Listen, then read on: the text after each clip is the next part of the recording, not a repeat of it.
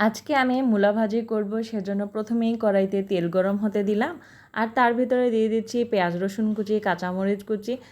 আর এখন এটাকে ভালো করে তেলের সাথে নেড়ে চেড়ে মিশিয়ে নিতে হবে। একটু হালকা বাদামি কালার যখন হয়ে যাবে তখন এখানে আমি দিয়ে দেব আগে থেকে কেটে ধুয়ে রাখা মূলা।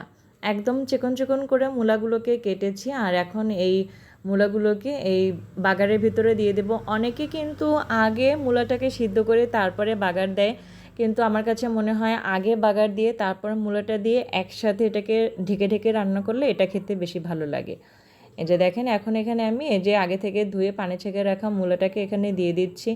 প্রথম যখন দিবেন তখন কিন্তু এটাকে বেশি মনে হবে, কিন্তু তারপর এটা যখন সিদ্ধ হয়ে যাবে তখন কিন্তু এটা কমে যায়, কমে একেবারে অল্প হয়ে যায়।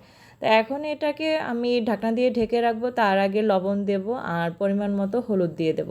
হলুদ গুঁড়ো একটু বুঝে শুনে দেবেন, মূলা তরকারি যেহেতু সাদা, অল্প হলুদেই কিন্তু কালার ধরে যায়। বেশি হলুদ টাইপের হয়ে গেলে কিন্তু খেতে ভালো লাগে না, হলুদ হলুদ গন্ধ করে। তাই হলুদ একটু বুঝে শুনেই দেবেন, কারণ একটু কম হলে সমস্যা হয় না, কিন্তু বেশি হলে খাওয়া যায় না। তাই হলুদ গুঁড়ো একটু বুঝে শুনেই দেবেন, এটা কিন্তু অল্পতেই কালার ধরে যায়। আর একটু সাদা সাদা টাইপের থাকলে কিন্তু এই ভাজিটা খেতে আরও বেশি ভালো লাগে। তা এখন এটাকে আমি কিছুক্ষণ পরে এসে ঢাকনা খুলে দেখাচ্ছি। দেখেন মূলাটা কিন্তু কমে একেবারে অল্প হয়ে এসেছে, আর এটা যখন ভালো করে কুক হয়ে যাবে তখন কিন্তু আরও কমে যাবে। তো আর আর এখানে আমি পানি দিয়েছিলাম, পানিটা কিন্তু একটু বুঝে শুনেই দিতে হবে, কিন্তু মূলা যখন সিদ্ধ হয় তখন কিন্তু পানি আরও বের হয়, সেজন্য পানিটা একটু বুঝে শুনেই অ্যাড করবেন। এই যে দেখেন, এই যে আমি হলুদ গুঁড়া লবণ দেওয়ার আগেই পানি দিয়েছি। তো পানি আর এখন পানিটা কিন্তু যতক্ষণে টানবে ততক্ষণে এটাকে আমি ঢেকে ঢেকে রান্না করব, কারণ এটা কিন্তু ওভার কুক হয়ে গেলে ভালো লাগে না।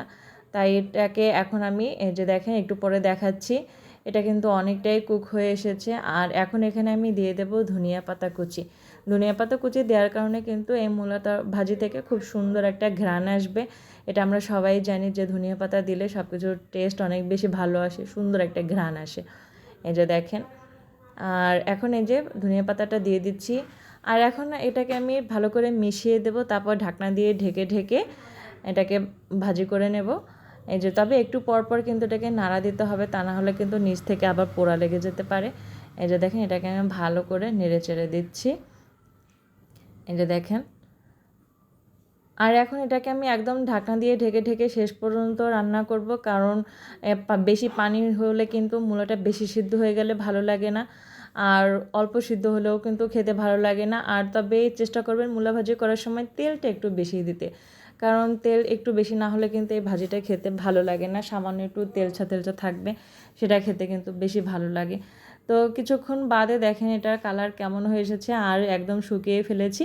আর এখন এটা দেখতে ঠিক এমন হয়েছে। সবাই অনেক অনেক ভালো থাকবেন, আর ভিডিওটি ভালো লাগলে একটা সাবস্ক্রাইব করে পাশে থাকবেন। আর যারা ফেসবুক থেকে দেখছেন তারা একটা ফলো দিয়ে রাখবেন।